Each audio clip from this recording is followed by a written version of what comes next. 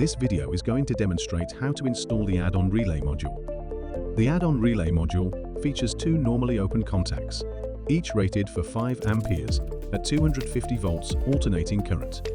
To install the add-on relay module, begin by taking off the leftmost back cover. Then, insert the module and secure it in place by tightening it with a Phillips screwdriver.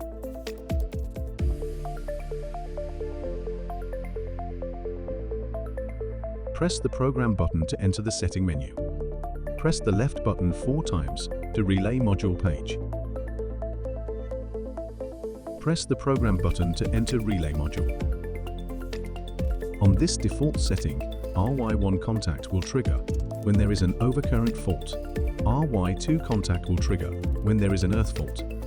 User can program the contact to operate at specific events such as delayed time trip, instantaneous trip, all kind of overcurrent and earth fault trips, and relay internal fault. Press the Program button to save the setting. Press the Up button twice to return to the main page.